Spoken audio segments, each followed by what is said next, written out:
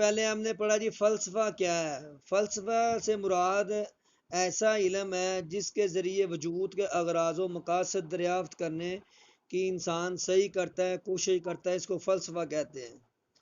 یعنی اشیاء کی حقیقت اور ماہیت کے جاننے کا نام فلسفہ ہے۔ پھر اس کے بعد ہم نے پڑھا جی افلاطون اور ارسطو نے اس کی کیا تعریفات کی ہیں۔ تو افلاطون اور افلاطون نے کہا ہے فلسفہ اشیاء کی ماہیت لازمی اور ابدی کے جاننے کا نام ہے، جبکہ ارسطو کے نزدیک فلسفہ نام ہے یہ دریافت کرنا کہ وجود بذات خود اپنی ذات میں کیا ہے۔ پھر اس کے بعد چند سوالات ہم نے بنائے تھے۔ فلسفے کا بانی کون ہے، معلم اول کون ہے، معلم ثانی کون ہے، امام غزالی، ابن رشد اور الفارابی اور یعقوب الکندی وغیرہ، اس کو ہم نے پڑھا تھا۔ اس کے بعد ہم نے پڑھا جی اخوان الصفا۔ آواز نہیں آ رہی؟ آواز نہیں آ رہی؟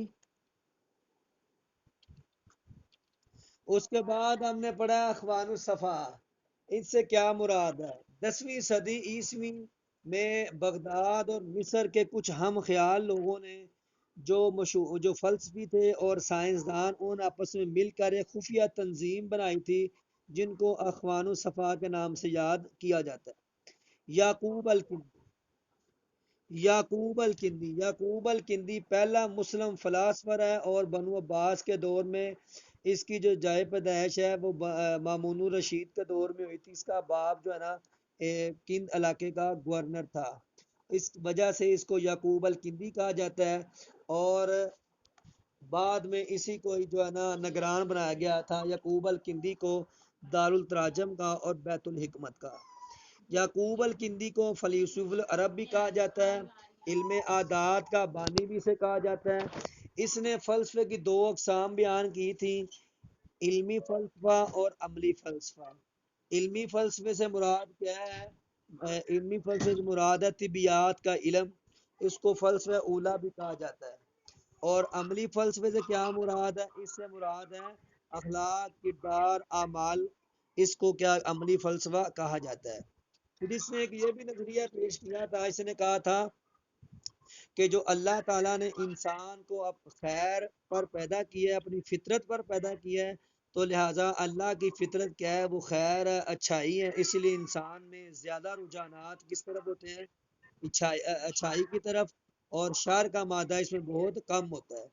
اس کے بعد ہم نے بات کی تھی فارابی یہ ترکستان یعنی ترکی کا رہنے والا تھا، محمد بن محمد ترخان اس کا نام ہے، اور اس کو شاعر ارسطو بھی کہا جاتا ہے، معلم ثانی بھی کہا جاتا ہے۔ 70 زبانوں کا یہ ماہر تھا، 70 زبانیں اس کو آتی تھیں۔ اور فارابی نے ارسطو کی کتابیں بہت زیادہ پڑھی، اس لیے اس کی تشریحات بھی انہوں نے کی تھی۔ یہ کس کا مائک پیچھے اوپن ہے؟ کیا چیز لگائی ہے؟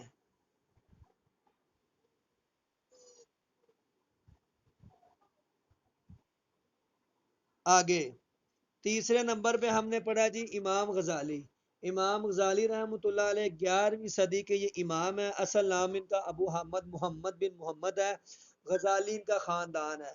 اب غزالی کہتے کسے ہیں؟ غزالی کہتے ہیں، یہاں تو ان کی یہ نسبت تھی علاقے کی وجہ سے، یا غزالی کہتے ہیں سود کاٹنے والے کی وجہ سے جو ہے نا ان کو غزالی کہا جاتا ہے۔ امام غزالی رحمۃ اللہ علیہ کو مدرسہ نظامیہ میں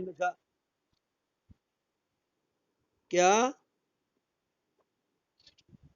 اچھا، امام غزالی رحمۃ اللہ علیہ نے فلسفے پر بہت زیادہ کام کیا، اور انہوں نے ارسطو اور ابن سینا جیسے فلاسفر کا رد کیا، اور انہوں نے جو ہے نا ان کے رد میں کتابیں بھی لکھی۔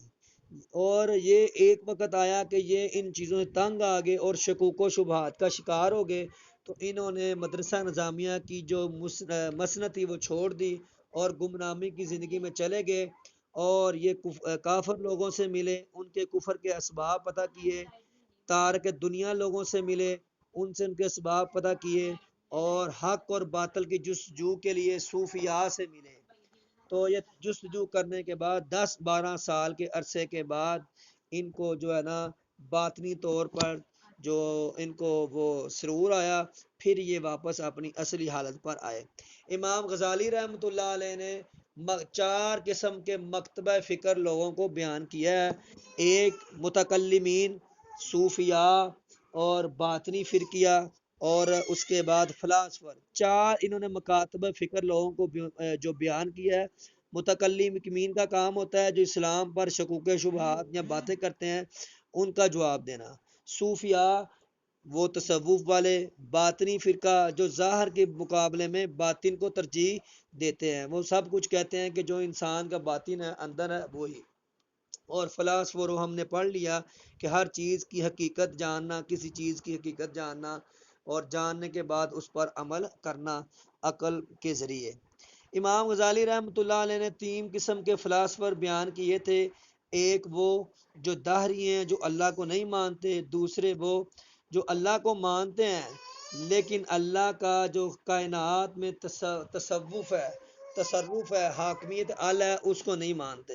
اور تیسری قسم کے وہ لوگ تھے جو اللہ کو مانتے ہیں، اللہ کا جو تصرف ہے وہ کائنات میں مانتے ہیں، لیکن شکوک و شبہات اور متقاضیات کا وہ سبب بنتے ہیں۔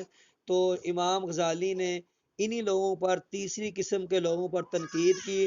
تنقید کرنے کے بعد انہی لوگوں کے مقابلے میں تحافت الفلاسفہ اور مقاصد الفلاسفہ کتابیں بھی لکھی تھیں۔ تو امام غزالی رحمۃ اللہ نے پہلی کتاب انہوں نے لکھی تھی مقاصد الفلاسفہ، یعنی فلسفے کا مقصد۔ دوسری لکھی تھی تحافت الفلاسفہ، اور اس کے مقابلے میں آگے ہم پڑھیں گے ابن رشد نے ایک کتاب لکھی تھی۔ اس کے مقابلے میں ابن رشد نے ایک کتاب لکھی تھی تحافت التحافہ۔ اب آگے ہم بات کرتے ہیں مسلم فلاسفر میں سے ابن رشد کی۔ ابن رشد کا اصل نام تھا محمد بن احمد بن رشد۔ یہ مشہور فلسفی ہونے کے ساتھ ساتھ ارسطو کا مشہور شارح ہے۔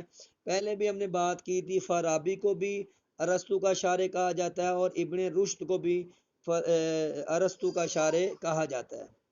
اور یہ ایک بڑی مزیدار بات ہے کہ یہ جو ابن رشد ہے یہ علم کلام کے سخت خلاف تھے۔ علم کلام آپ کو پتہ ہوگا، علم کلام کہتے ہیں جس میں عقائد، تقدیر الہیہ اور اس قسم کی باتیں جس میں کی جاتی ہیں، وہ ان کے خلاف تھے، کیوں نہ کہ علم کلام میں بات کرنے کے بعد انسان ایمان سے بھی چلا جاتا ہے۔ ان کے ابن رشد کا ایک اور موقف تھا اپنا، وہ کہتے ہیں جو فلسفے کا فن ہے، فلسفے کی باتیں ہیں، یہ خاص لوگ آپس میں ڈسکس کریں، عام لوگ اس میں حصہ نہ لیں۔ جبکہ امام غزالی رحمۃ اللہ علیہ نے فلسفے کو خاص لوگوں سے اٹھا کر عام لوگوں میں لے آئے تھے، اس لیے فلسفے کی جو اصل حیت تھی وہ ختم ہو گئی تھی۔ تو ابن رشد یہ جو مالکی تھے، بدیہۃ المجتہدین نے کتاب لکھی ہے، تو یہ انہوں نے پھر وہ ابن سینا اور فارابی کے فلسفے پر جو امام غزالی نے حملہ کیا تھا اس کی احیاء کے لیے انہوں نے کام کیا، اور پھر انہوں نے کہا تھا فلسفہ واجب ہے، فرض ہے، مستحب ہے، کیا ہے؟ تو خود ہی اس کا جواب دیتے ہیں کہ فلسفہ اگر واجب تو نہیں، وہ مستحب ضرور ہے۔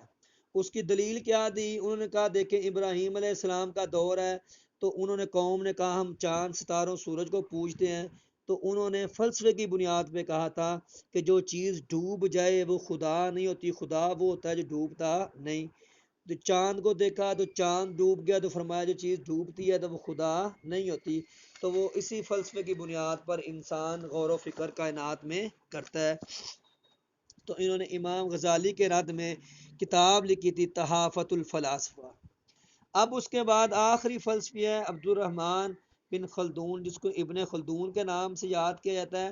یہ مشہور فلسفی ہونے کے ساتھ ساتھ یہ کون ہے جی؟ ان کو ایک مورخ اور تاریخ دان بھی کہا جاتا ہے۔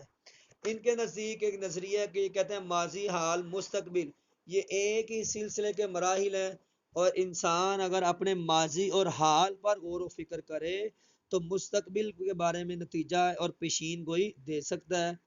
انہوں نے کہا تھا کہ فلسفہ اور مذہب دونوں علیحدہ علیحدہ چیزیں ہیں، ان میں کبھی بھی مطابقت پیدا نہیں ہو سکتی، جبکہ یعقوب الکندی نے فلسفہ اور مذہب کو مطابقت دینے کی کوشش کی تھی۔ کیوں نہیں ہو سکتی؟ وجہ یہ ہے کہ فلسفے کی بنیاد عقل پر ہے، اور جو مذہب کی بنیاد ہے وہ عقل سے ماوراء وحی پر ہے، اور فلسفہ عقل میں آنے کا نام ہے، اور وہ جو وحی ہے وہ عقل میں نہ آنے کا نام ہے، جس کو ہم یوں سمجھیں آپ علیہ السلام کو معراج ہوئی تو آپ نے ایک ہی رات میں سارا سفر طے کر کے واپس آئے، تو عقل اس کو مانتی نہیں، جبکہ وحی کا جو وہی ہمیں کہتی ہے کہ آپ نے اس کو ماننا ہے۔ تو یہ آج ہم نے فلسفے کو کلیئر کیا ہے، شروع سے لے کر آخر تک فلسفے کی تعریف کی ہے۔ فلسفہ ایک ایسا ہمہ گیر علم ہے جس میں اشیاء کی حقیقت، اشیاء کے مقاصد جانے جاتے ہیں۔ افلاطون نے اس کی کیا تعریف کی ہے؟ اس نے کہا جی کہ فلسفہ ایک ایسا علم ہے جس میں اشیاء کی ماہیت ابدی اور لازمی کو جانا جائے۔ ارسطو نے کہا ہے کہ فلسفہ ایک ایسا علم ہے جس میں وجود کے یقینی ہونے کا، جو یقینی یا ظنی ہونے کا علم آ جائے۔ تو یہ فلسفے کے بارے میں ہم نے بات کی ہے۔